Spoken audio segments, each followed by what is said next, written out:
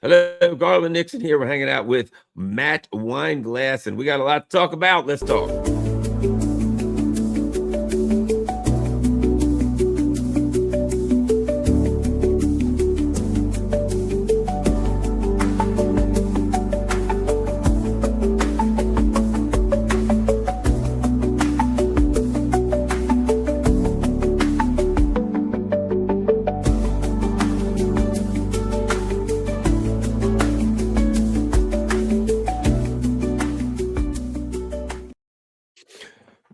Okay, we're hanging out with Matt Weinglass. He is with at THL Presents on YouTube and The Homeless Left on Rumble. Matt, let's hear it from Matt Weinglass. All right. All right, let's get going, guys. Let me read something to you. So when I did my search, it gave me an AI thing, and I searched CBS ratings.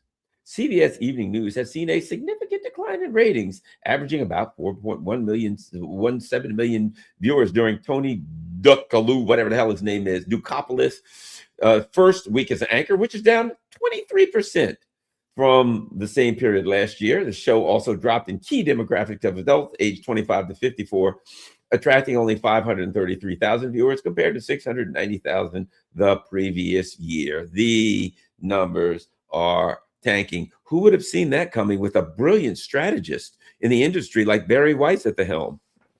No, I guess they thought that Barry Weiss, even though she had zero experience actually doing journalism, that they forgot to check her resume apparently, but they thought that her influence and ability to connect the dots for Israel, that was enough to just place her in there and everything would take care of itself. It didn't. And there's another one we actually saw. Specifically the stats of the 4 days that this guy, we can't even pronounce his last name. By the way, he can't pronounce his last name either because he did some stupid bit where he went out in the middle of New York and asked people, hey, he was like just kind of going up to random people saying, hey, can you pronounce, do you know this guy's name? And nobody could pronounce it. He thought that was funny to do that. And when they finally realized that he was going to be the new anchor of CBS, everybody was kind of, and he aired that himself. Like he thought that was funny. It's not really funny.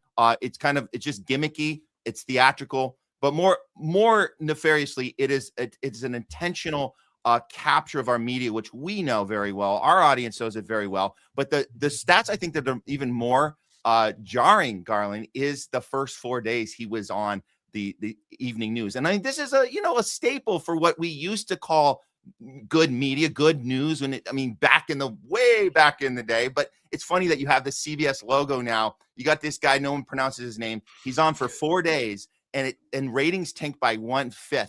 They lost 11.8 percent of the audience in 4 days. That's insane. That's like completely nuts. It's not going to recover because people are able to talk about it now and be honest about it. I think that's the thing I'm seeing is that we can actually have this discussion now because the numbers don't actually lie. Yeah, and everybody knows the truth. This is not news. This is not TV.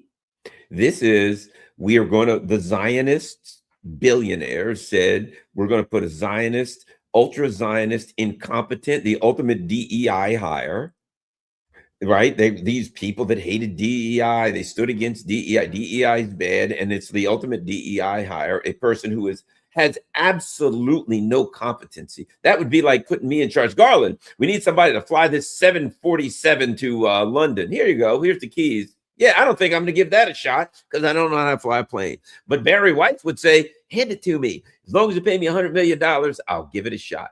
And if you put somebody who their work was pedestrian to be charitable already in charge of this gigantic news, literally international news organization, and you put her in charge of it, yeah, it's about what I'd expect. Yeah. Well, it's interesting because when you gather all these celebrities in a room and, CBS actually did end up streaming the first of so we're in award season. So everybody knows we're here in LA. We notice it's award season. Nobody really cares, but we always look, just kind of keep our eye open and we look at it. And it's funny because it was, Paramount TV, we know, CBS, this deal, this is Larry Ellison. This is all Israel. intelligence, right? We know all this, right? The Oracle guy basically owns these companies. So you get these, you gather all the celebrities in a room, you pretend to do this award show, the Golden Globes, and you put out this Nikki Glaser on stage, right on the stage there, CBS, Paramount TV, and she calls out the ratings problem. And that wouldn't be enough to mention, because anyone can just make fun. It's kind of like what do you call it? Like you're kind of making self-owned or whatever. Yeah, whatever. Yeah. But she went a little further. I thought it was interesting. We pointed out on our show yesterday that she wasn't just calling out the bad ratings. She somehow got away with saying that CBS should be awarded the top editing of the year for their news, which isn't news. And so I thought that was an interesting little jab she gave at the network. Which, she didn't get fired for it, but I think it's interesting to point out the difference between a bad show, which it is, and on top of that, an intentional propaganda show, which is why she made the joke about editor of the year, because editing, as we know, is how you don't want to edit news, right? You want to edit commercials and other stuff, movies, but you don't edit news. But that's what she was saying. So I thought that was at least something, but it's not going to really make too much of a difference, but we thought it was at least something to laugh at. Well, and the other thing is, these people inside of CBS who are complaining, oh, she's going too far. It's like this. Yes, I agree with them. But from the other side, you guys have been doing propaganda on every war, everything, Ukraine, Venezuela, you do up. And now somebody comes along. The problem, it's like, the problem you got is that she's making it obvious that, like, you guys were the system. You spoke for the system. You did everything you had. You did. CBS was like all pro Hillary when it was Hillary versus Bernie. Not that I'm defending Bernie. We know who Bernie is. I'm just saying, as long as you could kind of do it under the table and give some plausible deniability, you would do it. Everybody knew what you were doing, but there was plausible deniability. She comes straight out and she says, when it comes to this issue, we're 100%. And because Trump is the chief Zionist, she's doing the unthinkable. She's defending Trump. No, we're not supposed to defend Trump. Never, never, never defend Trump. So it's ironic to watch these people who are minions of the evil globalist machine, all of a sudden now that another minion of the evil globalist machine, but not quite the same as them, takes over, and they're like, oh, this is unfair. We thought we were doing the right thing. Yeah. And you got the people in the room. Look, you saw confused looks on some of the faces, because she also did some humor, did some jabs. It was very Ricky Gervais-esque. Like, it reminded us of when she said, everybody here's guilty. She made a joke about the Epstein files. She says, the one list that everybody, she goes, it was actually pretty funny joke. She says, look at all the A-listers out here. And when I say A-listers, I mean A-list. That seems to have been redacted, that all you guys seem to be part of. And then it cut to Bill Maher. It cuts to all these people's face going, what are you talking about? So it's a jab. It's a joke. She's not going to get fired for it, but it's funny. It's good to call out the whole room, because like you said, Garland, you're talking about this kind of Trump derangement syndrome that has taken over Hollywood over the last decade. They don't know much else than when Robert De Niro gets on that stage and says, F Trump, and they go, yeah. There's more to it than that. We can talk about Zionism being a problem in the industry. We can talk about, the Epstein list. Everyone's part of it. It's not a unique situation that just Trump. It's all of it. So any moment that a celebrity can at least acknowledge that on camera in front of a bunch of people, it's a good thing. Might not make a difference in the long run, but it's a good thing. Yeah, you get a warm feeling every now and then. If that's all you can get, you got to take that every now and then. And, you make a good point, because with this crowd, whatever you want to call them, with this people, whether you're in DC, New York, LA, wherever, this people, their job is to oversimplify things and to their job is to tell you who you're supposed to hate and who you're supposed to like, who you're supposed to support, who you're supposed to not support. And Trump is the guy you're supposed to hate. So blame everything on Trump, and maybe whoever, Hillary, if only Hillary or Kamala would have won, we'd all be at brunch, right? So their job is to give you some very specific heroes and villains and things like that. And you're supposed to accept them. You're not supposed to nuance this thing. God knows you're never supposed to look at the system and say, I think we've got systemic problems, and talk about trust. And when they, and I put it this way, when they come up with a consensus We're supposed to accept that consensus no matter what it is. And when you push back and say, well, you guys may all believe this about the jab or 6 feet apart or the mysterious vaping disease that disappeared as soon as COVID started, or some of these other things that we have questions about, though you may all have come to a consensus amongst your elite class that these things are true, we have questions. That's where the problem comes in. Yeah. Yeah. And also the questions come up because people get confused. They go, wait a minute, we're trying to follow orders. We're trying to follow instructions. We want to keep our studios happy at us. We want to keep our agents and our management teams happy at us. We're trying to do everything right. But it's kind of confusing because the things you're telling us to do don't line up. How are we all in a room trying to get awards when guys like Javier Bardem, an Academy Award-winning actor, a credible actor, has been banned from this same network? He's literally on a list by Larry Ellison. It says you are not allowed to have a job with Paramount or CBS. So how can we sit here and pretend that we're all on team good guy versus team bad guy when our own people are being put on lists? It's nothing to do with Javier.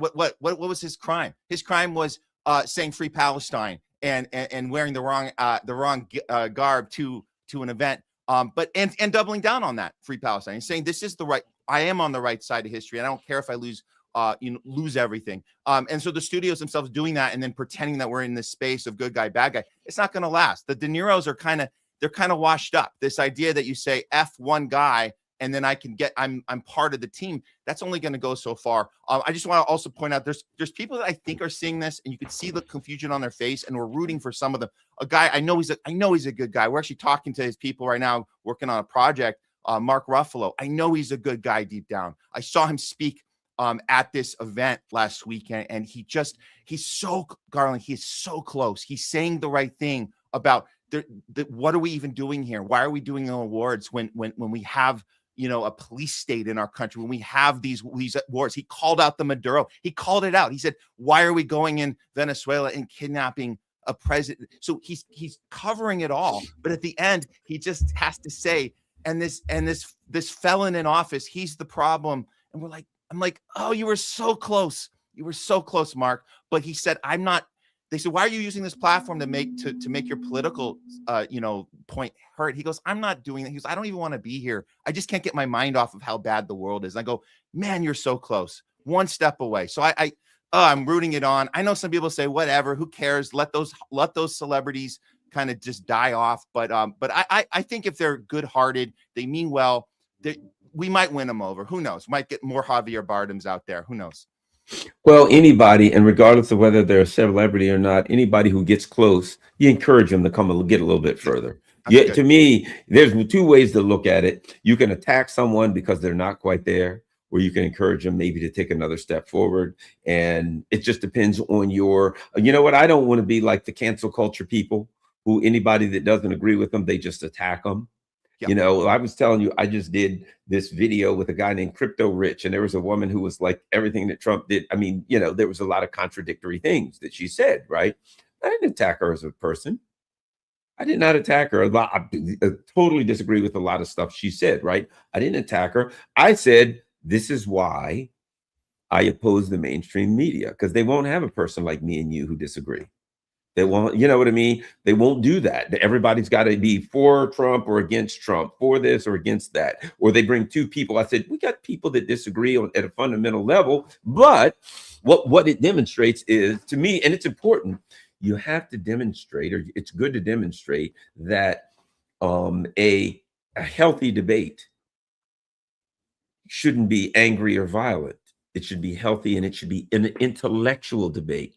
An intellectual debate is not about attacking the person. It's about disagreeing on the issues. It's about, read Plato's Republic and books like that, where people sat down and they said, well, what is a good and prudent man? Well, what is justice? What is this? What is that? They didn't say you're a jerk. You're a moron. I hate you because you think morality or justice is something different than I do. One guy says it's no more than brain signals or electricity that goes from one neuron to the other. Yes, but then there's what you do, So I think what you're saying and what we're saying is, don't attack somebody that disagrees with you. Try to convince them or accept them for the person they are and hope they learn later. Yeah, and I think trying to convince is not even, that's like a bonus. If you win the debate, then that's a bonus. But don't go into it with the goal of understanding. That's what all of our conversations should be about, going for understanding. If you happen to change their mind in the process, awesome. That's a bonus. So that's how I see it. To me, it's like this. I do radio, and one thing I always do is I say to myself, focus on the audience. Focus on the audience. If I'm talking to someone, a caller, usually I'll do my show at 6 p.m. in the day. When I talk to a caller that disagrees with me, I don't focus on, I don't have to defeat you. I don't have to win against anything. There's an audience watching, and I will take a position. And the audience, part of what you want to do is set an example for how debate should be.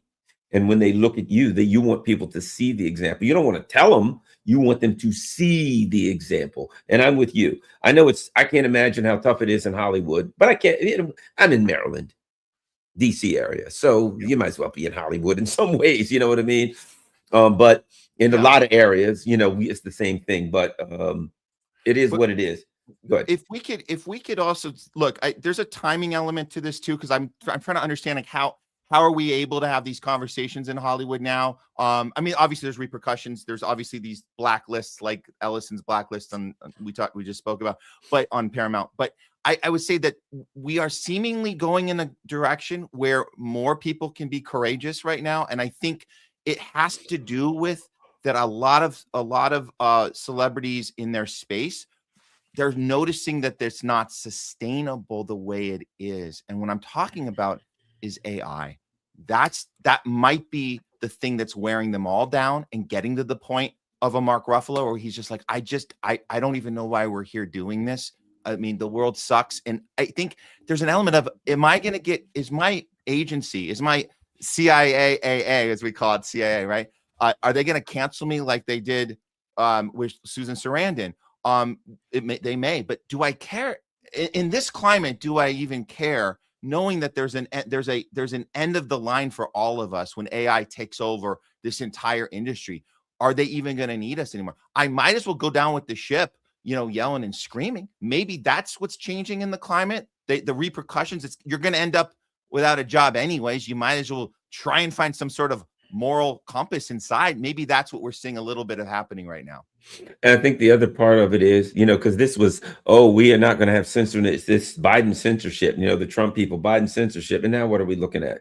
This wasn't Biden censorship. This is what the machine does. This is what the empire does as it gets weaker. So this is the way I look at it. And if I'm in Hollywood, well, geez, I can't say anything about the genocide. What'll it be next week?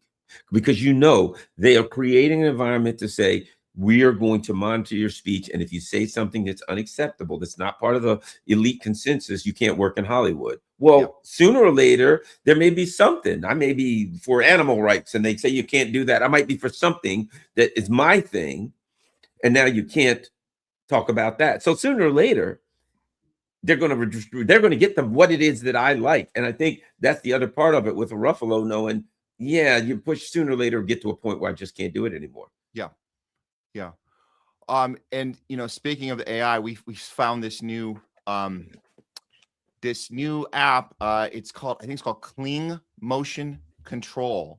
And some people are figuring out what to do with this thing. And you can start to become other people just by moving around, and you can be anybody you want. And so there are these examples. It's called Cling Motion Control. And so you can move around and be your favorite actor doing and all the expressions, all the reactions.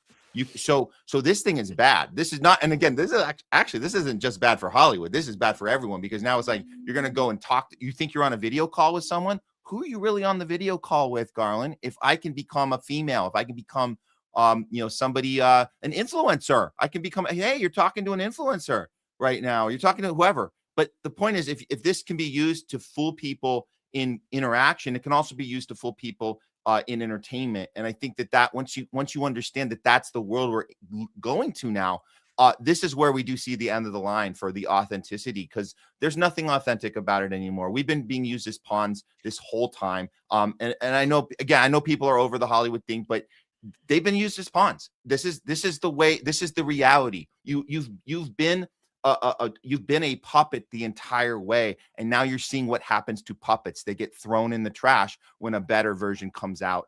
Just like any action figure or any doll. That's all you are. That's all we've been this whole time. And so seeing Hollywood fall this way, is an indication where the rest of us are going to end up in all the other industries that are also affected by this.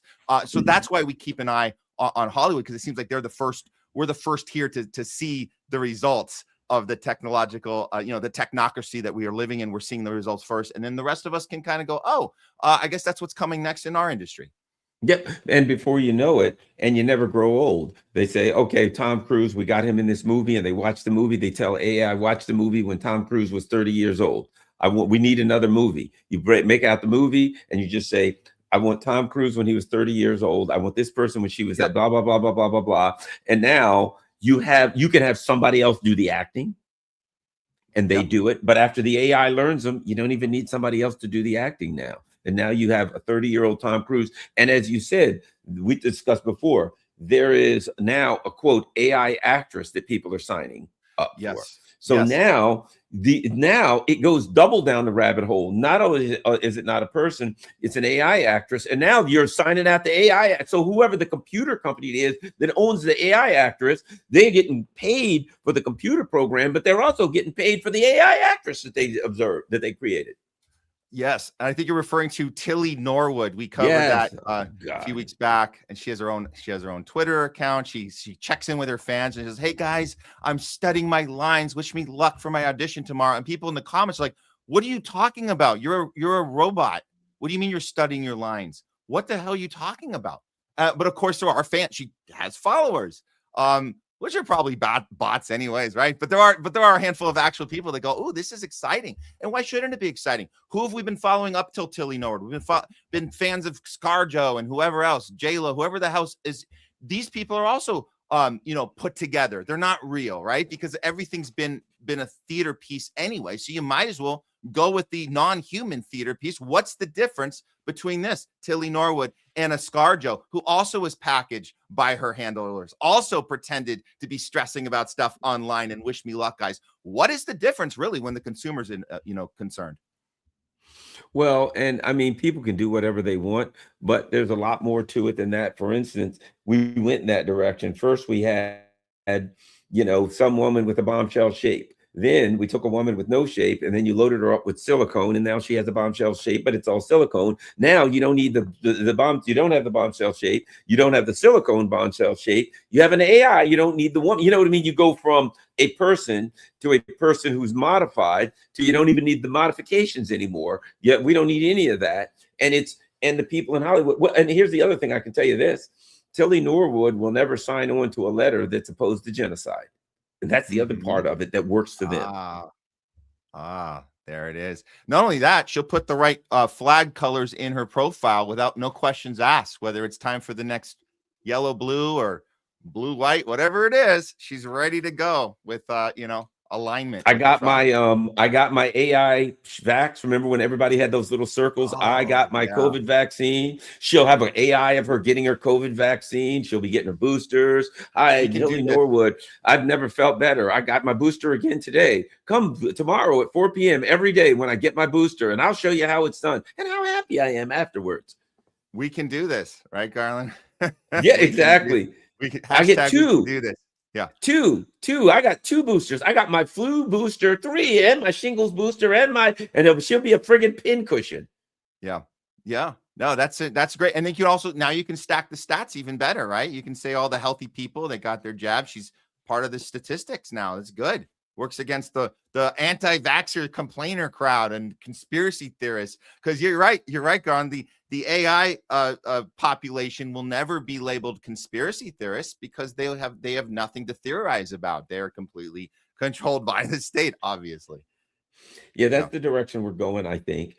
And the problem with AI, though, there is one problem that the ruling elite have, and that is they're putting this millions and millions, I make up word, 100,000 million thousand $1,000,000. Oh, Elon does it too. Don't worry. Elon also makes up numbers. Yeah. So you're good. Yeah, exactly. But so I put all of this money in AI because the idea being that, you're not going to make money off of really somebody with all the money buying a program to make Tilly Norwood or buying a program that, make viral videos. That ain't where they make or people like getting it to write your term paper. That ain't where the money is. The money is all the major corporations signing into this AI thing. And then, that's where you make your big money, right? These major corporations sign on, they pay a tremendous amount of money, and then this company lays off $100 million worth of workers, and they only have to pay you 25 million, and that's where the real money is. The problem is the corporations aren't doing it.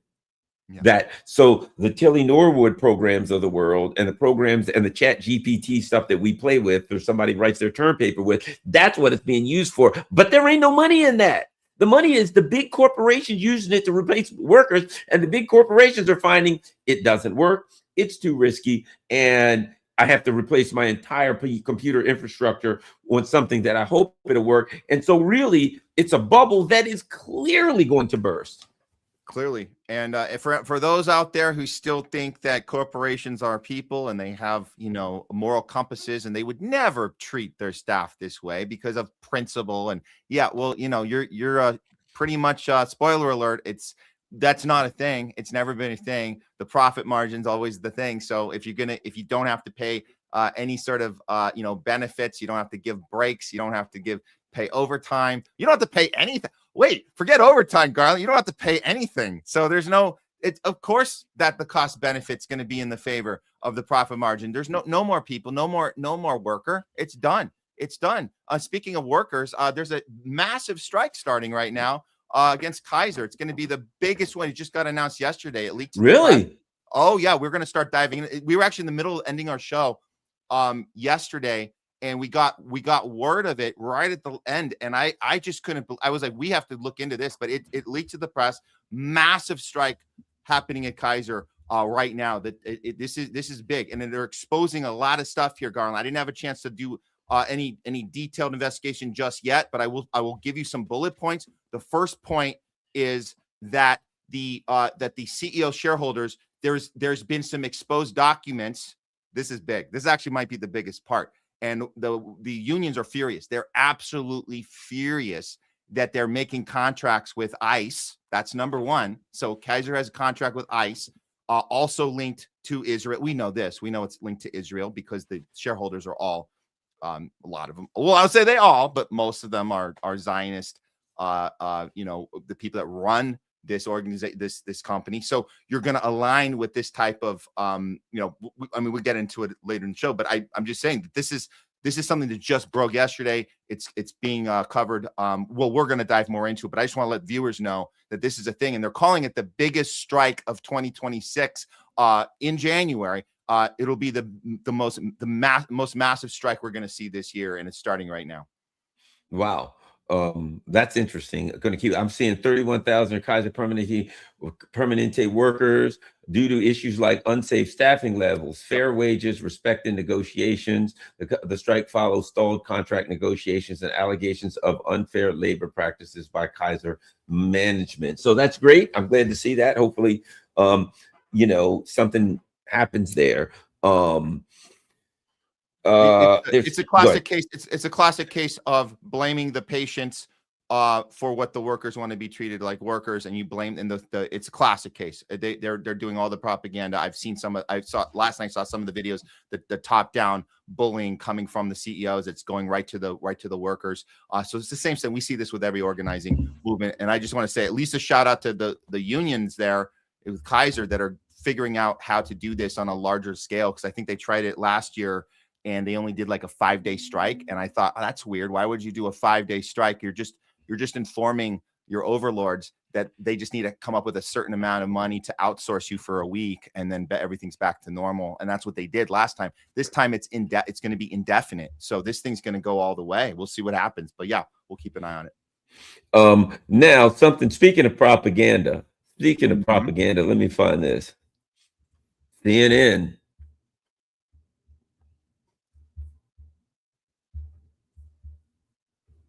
Iran's makes they've, you know what kills me? They put something down and they change it. Iran makes high-tech additions to its age-old playbook for crushing protests, unlike the US, because you know you're free to protest, do whatever you want here. Nobody would ever take any action against you for being in the street against government oppression, like they are in Iran. Here's what kills me.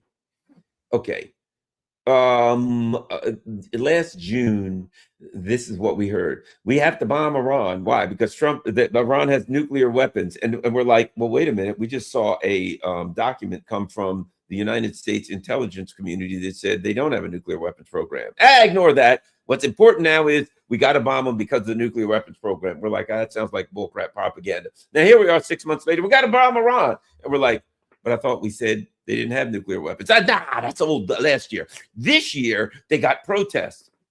I'm like, we got to bomb them for nuclear weapons. Now we got to bomb them because they got protesters. But won't the protesters get injured if we bomb them? We're bombing them to protect the protesters. Is it going to kill protesters? If the bombs, what are the bombs are going to go down and like, I'm blowing everything up in this community. Oh, wait a minute. This house here has protesters. My blast radius will miss that house and kill everybody else in the community. Propaganda is absurd. Your thoughts? One element of the amazing propaganda tool that's about manufacturing consent. One of the elements of that is you only have to convince one person of one thing. So you always want to make up multiple reasons. We've seen this with Venezuela. We even saw this with Iraq. I know we talked about weapons of mass destruction being a complete lie, but they also talked about bringing democracy. If you remember, we're gonna sprinkle Bibles on the streets of Baghdad. That was it. So you just need one thing that people can get onto. So whether it's drugs, whether it's weapons of mass destruction, whether it's oil, which is they're very vocal about in Venezuela, it seems like the one that's working with Iran right now, and we're seeing a lot of lefties falling for this right now, is that we care about people, right? We care about protesters in another country, but we're not willing to look closer at that and see the PSYOP operation going on there. This entire thing was, put together, CIA Mossad operation. Obviously, if you bring this up, they're not going to know. If they're not paying attention, they're not going to know any of that because the mainstream is not going to talk about this at all, Garland. And we see people getting attacked when they bring this up on mainstream outlets. I've been a big fan of Professor Morandi, who has been very vocal because he's in Tehran and he's able to discuss this accurately on mainstream networks. And he goes in, completely just ready for battle. And they're like, how do you feel that your government? And it's like, you're lying right now. Your reporting information is not true. You're giving numbers. But Professor, we got the numbers. We have the video footage. It's like, what you have is a top-down PSYOP that's given to you. If you're getting your information from Reuters, what are you doing? She goes, well, Reuters gets it right from your government, Professor. And he's like, no, they don't. We don't communicate. Our government doesn't communicate with Reuters. So if you're getting numbers from them, it's CIA numbers. That's what you're getting. And then you're not going to get the real numbers. What do we know about the people in the street in Iran? We know that 2.3 million have come out in the street against the empire, against us. But you're not going to get that information at all. If you watch any of these networks, not just Fox News, any of them, they're going to tell you otherwise. Here's an example about what we're saying. Now, let me show you how the way propaganda works. So here's what Jerusalem Post. Happy New Year's to Iranians and Mossad agents beside them, Mike Pompeo says in a social post, right? And they goes on, Happy New Year's to every Iranian in the streets, also to every Mossad agent walking by. So they cover that, right? The Iran is in regime, bringing in mercenaries is its last hope. Okay, so they have, Pompeo said it, so they're kind of caught. They have to kind of admit it or do something, right? Watch this. Oh, look. Where is it? Pompeo previously survived an Iranian assassination attempt. Of course he months did. earlier, after it was revealed that the Islamic Republic nearly succeeded in assassinating him. Listen to this. According to a book called 2024, How Trump Retook the White House and the Democrats Lost America. Wait a minute. This says Pompeo previously survived an assassination attempt. That's pretty definitive. But now they say, according to some book that was published in July, they didn't even say who wrote the book. Wow. The Washington Post gained access to the book 1 month before its publication. It revealed the book that the nearly successful attempt occurred while the Ford was staying in a hotel room. Oh, how did it happen? In Paris. How did it happen? The book also discusses 2 assassination attempts targeting Trump, both of which he survived. The attempts were not the attempts were not found to have had any links to the Islamic Republic. Wait a minute. So let's see. let's see who wrote the book. So when you Yeah. look at this crap, right? Yes, they tried to kill him according to a book. And I just searched that and nothing comes up. That's supposed to be a book. Why is it that when I search for that book, let me see. Okay. So the book is by Josh Dawsey, Tyler Page, and Isaac Arnsdorf. I don't know who these people are. So Isaac Arnsdorf, Tyler Page, and Josh Pager and Josh Dawsey wrote a book, and in this book they accused Iran. Let's see, one guy worked for the Wall Street Journal, moved to Politico. So basically, propagandists wrote a book. It's almost like those. Remember all of those Russiagate books that would come out, Russian roulette. Yeah, no, this is part of the manufacturing consent. You got to create a paper trail that justifies our behavior. And Mike Pompeo is an interesting guy, right? Because he's the one that revealed the Mossad was standing right next to everyone. And thank you to shout out to the Mossad for making this happen. And it's like, this is the same guy who during Trump's first term told us back in 2019 that what we needed to do, he says, it's a consensus with the team. By consensus, he means he made the decision that while looking at all the evidence, it looks like the best thing we can do for Iran, which he told us in 2019, the best thing we can do for the people of Iran is destroy their lives. And he said that by saying it's sanction time, baby. And he said that. He told us we're going to destroy Iranians' lives on purpose so they get so desperate. And we know the playbook, right, Garland? This is the crazy idea. You destroy their lives, and it forces them to be so desperate that they will overthrow their own government. That's the plan from 2019. So you want to talk about anybody, I don't care left, right, wherever you are. If you think for a second that we care about Iranian lives after what we did to make their lives horrible, and then pretend we're going to come save the day after with help from the Mossad on the ground, then you're completely living in an alternate universe when Pompeo is the same guy who told us this, and now he's thanking the Mossad a few years later. Yeah, it is the same thing where you just, no matter what, you just shift. Once you get your eyes on a country, you take particular action against them. We're going to make the people suffer. We're going to steal everything they got. And then you just cook up the lies to the American people. We got to do it for this reason. No, that reason. Oh, Venezuela. Well, Trump says we should take the oil. And he says, oh, well, they stole the election for Biden. No, they're selling drugs. But they've got a machine gun. The president has a machine gun. Just one thing to the next. And it's what we talk about. It's the propaganda. It's the insult that they have. It's the contempt they have for the American people that just says, I can just tell them any lie in the world. Don't matter. But it works because, again, like this idea that you're going to take that bait and you're going to go with it. It's tricking the American people, using in the case of people on the left, it's using their emotions against them. Usually when it's tricking the right, it's about economic or just America, superiority, kind of just justification of business, right? It's business. But with the left, it's hard to watch it because they are innocently having their emotional heartstrings pulled here. And they're saying, hey, I'm seeing it right now. There are people yelling at Palestinian protesters saying, hey, where are you? Why are you not in the street for Iran? We don't get it. And they're literally confused. They don't get it. Where are you?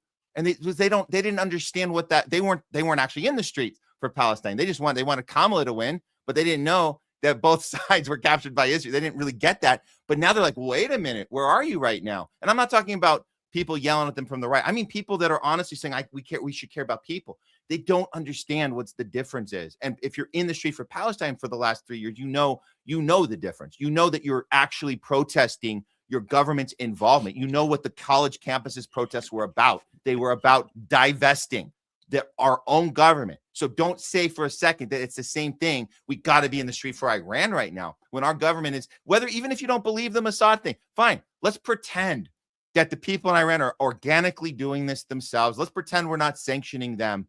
The fact that our news outlets, our government, our president, who seems to have a let's dominate the world attitude to everything right now. The fact that they're behind this and pushing this right now should be enough for you to say this is not the same thing. We're not picky choosy about who we care about. We're applying principle, and that's the part, the disconnect. And again, I think it comes from a good place when people ask that question, but make no mistake, they've been captured.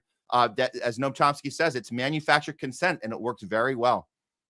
You know, I went to DC yesterday, Washington, DC, to meet a friend to hang out. It's Busboys and Poets.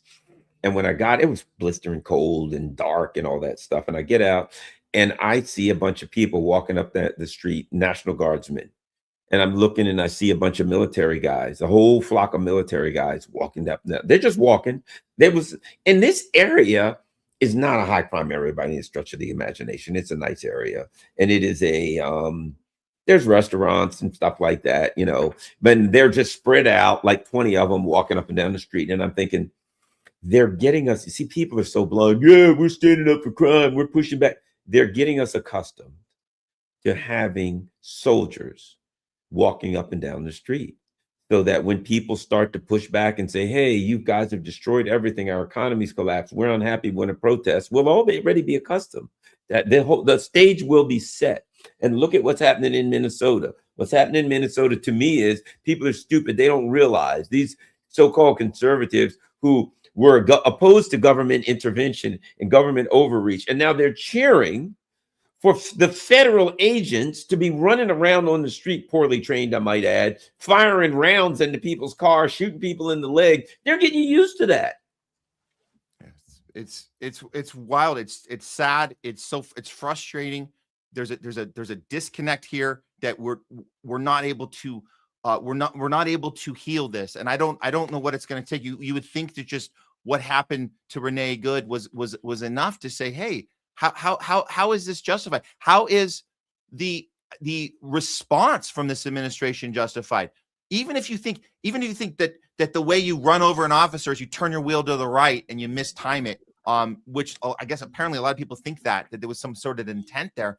Even if you think that, where are the safeguards? Why are we not allowed to ask questions about safeguards? About maybe then again, even if you think worst case scenario, you think she was Renee Good was a horrible person and she was a part of a radical left. I mean, all of this stuff, all the smearing, if you believe all that, even still, why are we not allowed to have a conversation about safeguards? Why are we not allowed to have a conversation about a screening process of these ICE agents? Why are we not able to have a conversation about accountability when it comes to facial recognition and wearing the mask? Why is it if you bring up a question in the press room right now, you're going to get lambasted by Caroline Levitt, who's going to tell you you're a dishonest person for asking questions right now. You're part of a radical left media. It makes no sense.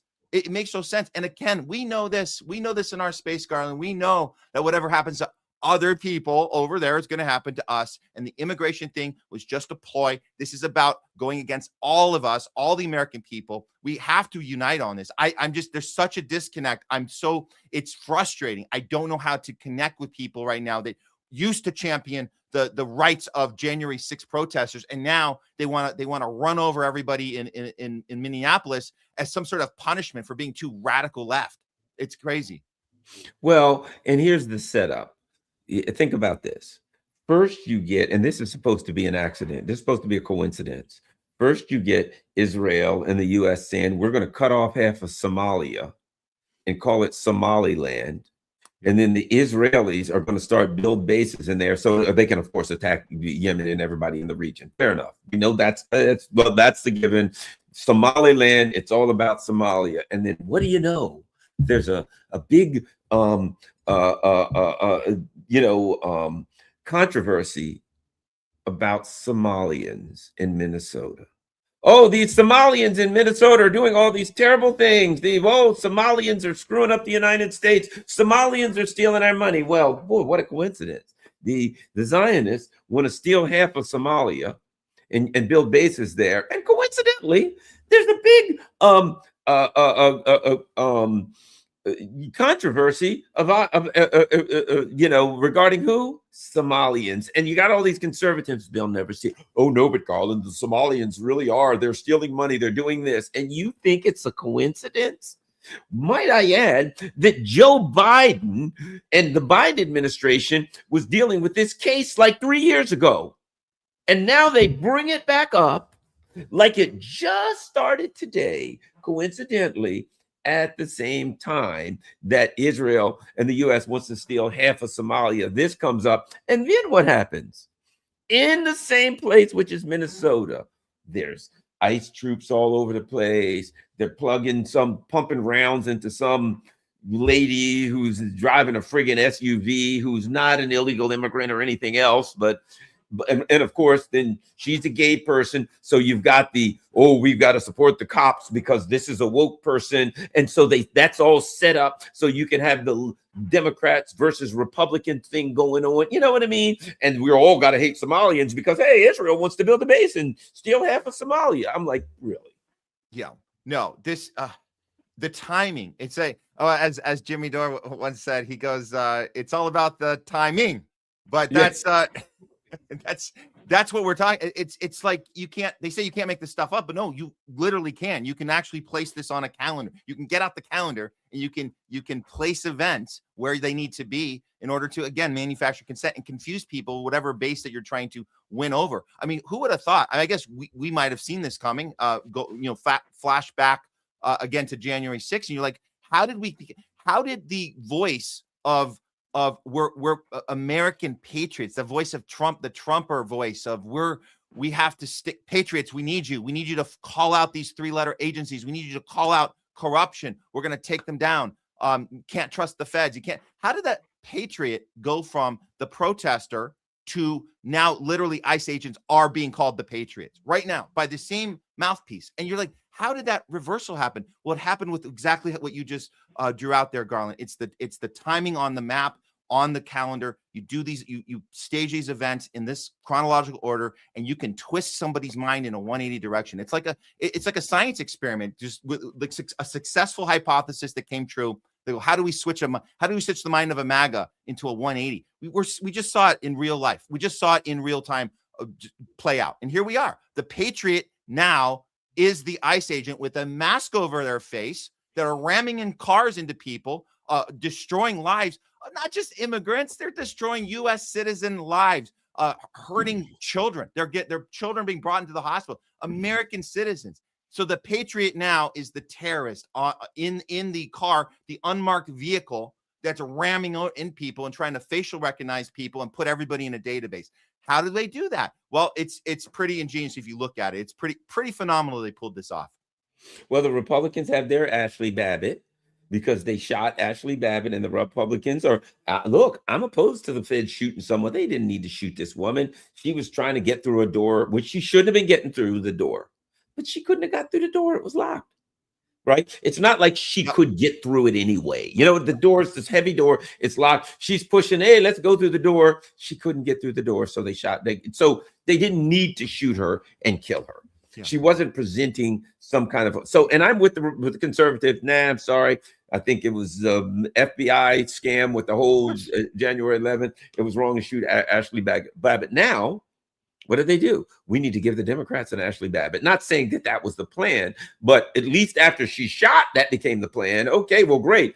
How can we report on this in a way that gives people the sides, the Democrat versus the Republicans? And now it's, you got Ashley Babbitt, we'll give you your version of Ashley Babbitt, and everybody can be happy when the other person's person is shot. You cheer when there's a shot. You cheer when there's a shot. And you people just hate each other and fight all the time. Yes, and another part of that is not only do you cheer, you call out the other side for being a hypocrite without any self-awareness that you are also a hypocrite. When Jake Tapper sits down with Kristi Noem and he calls out her hypocrisy, everybody says that's a win. That's a win. She was left. She couldn't answer. Why is it that this cop is a patriot, but this one isn't on January 6th? And he played the footage and everyone said, oh, Jake Tapper got her. But there's no self-awareness that maybe you misreported on that first one. You were also inconsistent. So we need to point out the hypocrisy on the left too, that are on the right side right now on Minnesota, but they have no self-awareness that maybe they got played on January 6th. it would be nice if they would have that self-awareness and say, we were wrong then. We understand now that the patriot is the people. That we do understand that was the whole point. That's at least that's what we saw. I'm with you, Garland. We saw that on January 6th. We said it's the right to protest, the right to to challenge an election, the right to show up without, by the way, no weapons. A whole bunch of gun nuts, a whole bunch of Second Amendment gun nuts showed up to an insurrection without any weapons. Imagine that. So where's the self-reflection now from the left when they see how it feels? How does it feel when you're called the terrorist? How does it feel when you're called an insurrectionist right now? If you're in Minnesota, you are an insurrectionist for standing up for people right now. Are you willing to look at yourself now? No, they want to call out the hypocrisy on the other side, but they don't want to look at their self. And we're never going to get anywhere until we realize that we all should be on the same side consistently. I side with the government when the government I feel is representing the views of my team. And then when the other team, it's the government's representing they feel, they interpret as they're representing the views of the other team. It's nothing but team sports. Yeah. If they shoot one of my people, they're wrong. And then we have to I saw somebody in the chat, it was a black lieutenant who shot a white man. You've fallen into all that stuff. Oh, well, what about the person who was straight, who was gay? Oh, the woman was gay. She had a wife. We got to look into that. We don't have to look at it and say the government goons are running around, beating the hell out of protesters, shooting them.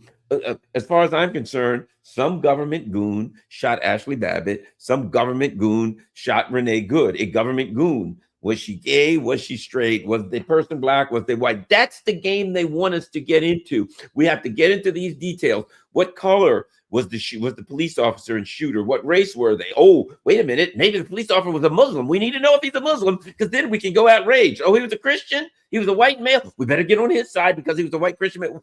All of these ways that get us not to say the government is getting us accustomed to a bunch of government people on the street who have green on, who have camouflage on, whose job is to beat us down and to stop us from pushing back against the government, while all the reasons we find to side with the government goons or oppose the government goons, depending on what our assignment is for this particular government shooting.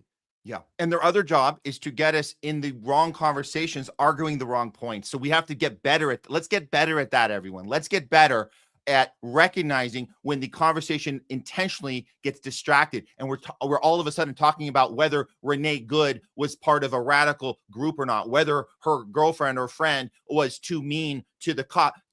That's not the issue. I don't give a crap what organization she was part of. I don't care if she was even a good person or a bad person, because if that's the metronome, if that's the barometer in which we're grading whether she deserves to get shot in the face or not, whether you're a good person, that's not good for any of us, because now our social credit score is going to come into play, whether it's okay that we get shot in the face 3 times or not in the future. That applies to all of us. So let's not fall for those talking points. J.D. Vance did immediately. Said, this is a radical person. I don't care.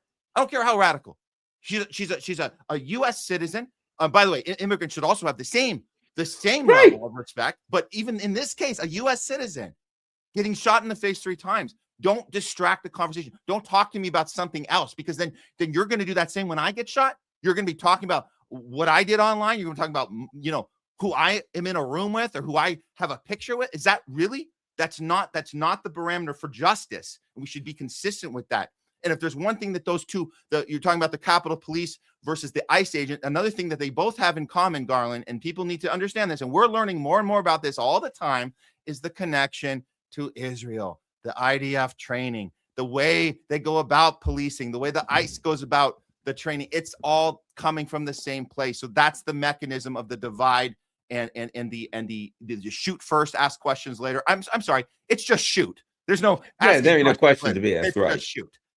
That's the training that it comes from. We need to all be up in arms about this, and that's how they played us on all these years, from Black Lives Matter, George Floyd, which was just down the street, by the way, from Renee Good.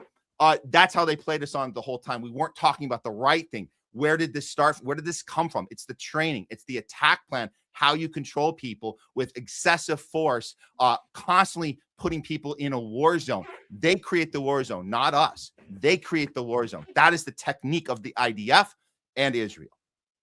And what people don't realize, people who say, I'm opposed to identity politics, and then they play into it. But I'm like, you and I are talking about this. government overreach, government violence against the citizens. I don't give a crap. A person who was a government representative, a government goon, shot a person who wasn't. Okay. Here's the bottom line. When I look at it, I got to ask myself some questions. Was it justified? Was the person threatened? No. What the hell was this government goon doing on the street anyway? Right. But what they want us to do is play the identity politics.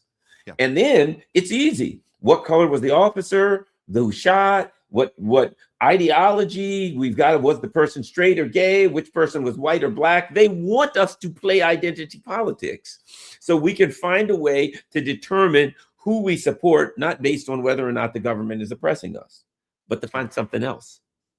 And like I said, I saw it in the chat. Well, there was a black racist lieutenant who shot a white woman. That's the identity politics. That's the game. It's all about what race the person is, or age or sex or whatever, as opposed to government overreach. And then when it comes to you, then you don't know how it happened. How'd this happen? I shouldn't be oppressed. Yeah. And I'm going to expand a little bit on that Israel thing, because I think it's important. We just found out, or I guess this went on Twitter last night, and everyone's been sharing this little clip of Jonathan Greenblatt from the ADL, head of the ADL, who is admitting the techniques of the ADL, having he says he has 40 people working overtime right now, 40 people on staff, 24 hours a day.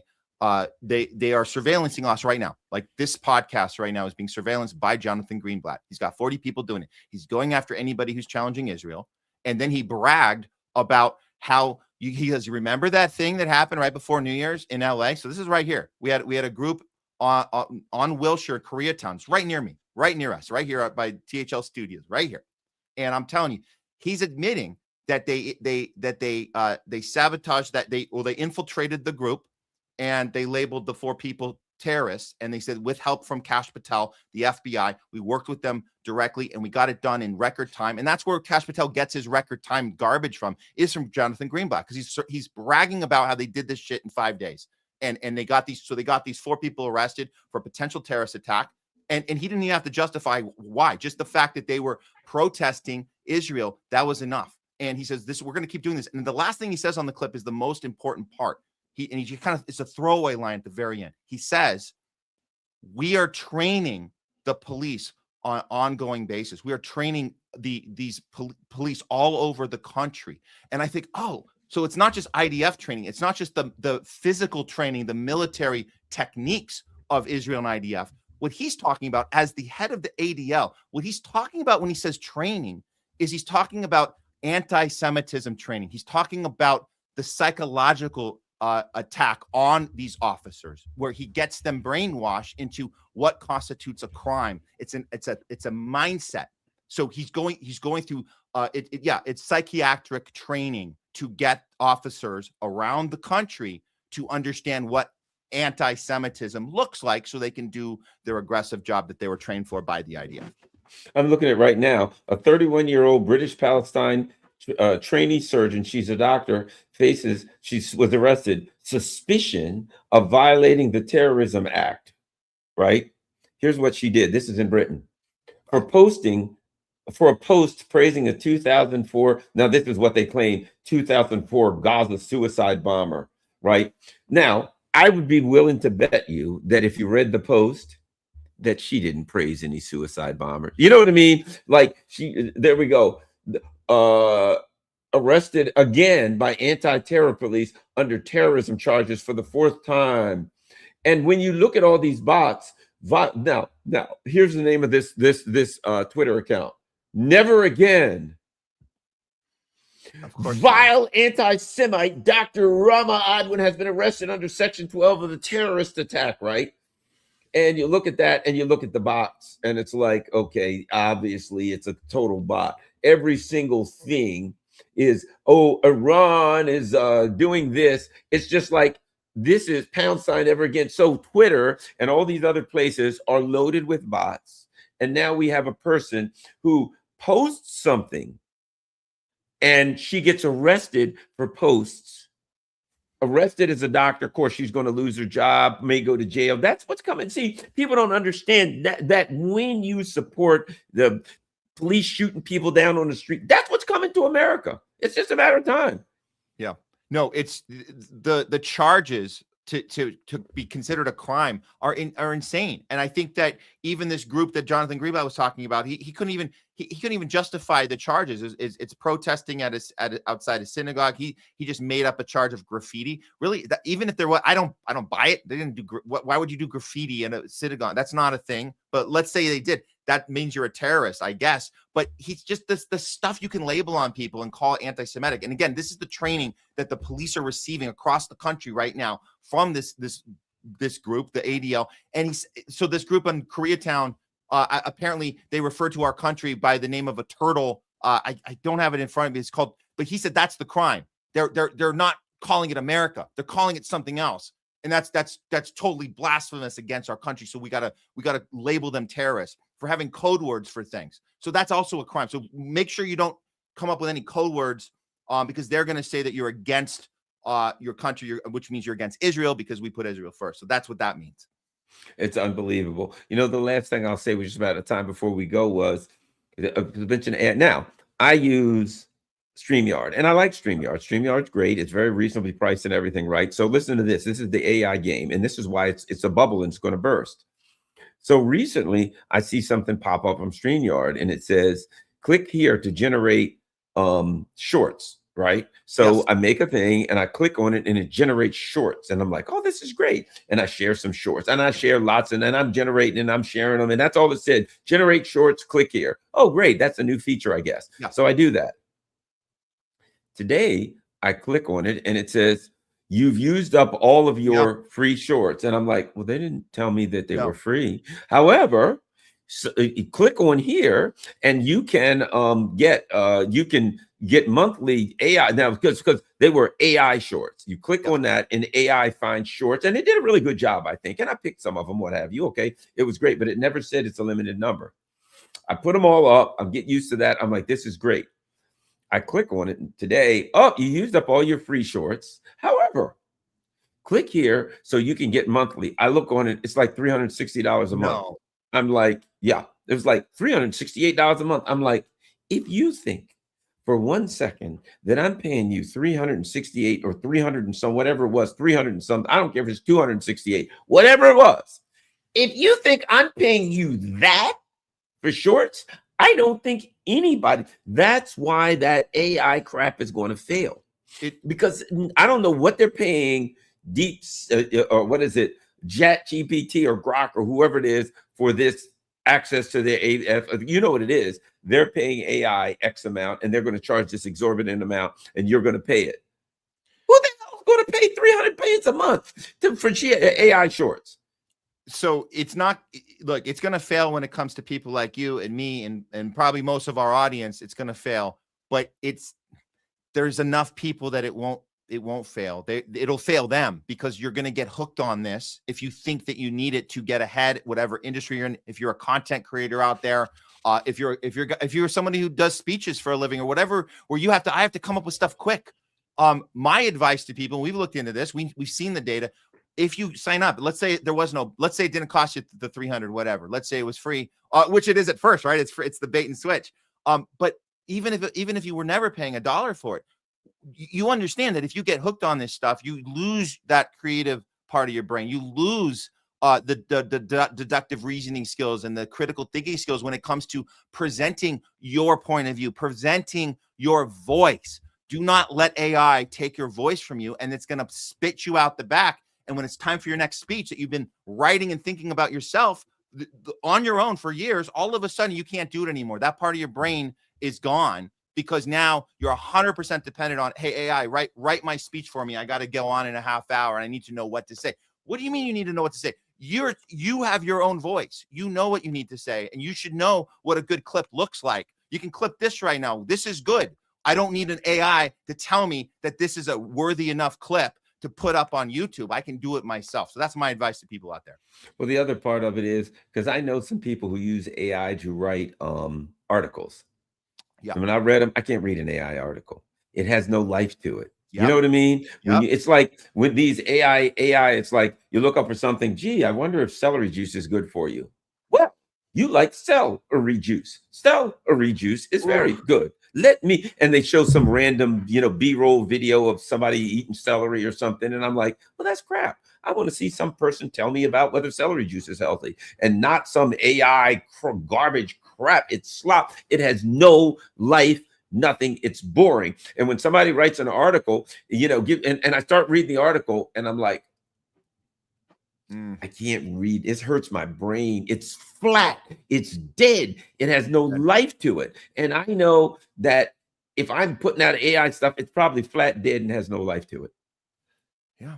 I think we're going on the right direction here. Look, it's not to say that we're not going to engage with AI here and there, but let's just keep our humanity the best we can as we move forward into this technocracy and the AI takeover. At least let's try to at least hold on to the essence of our humanity and our vision, our voice, and what makes us human. That's really the thing of it.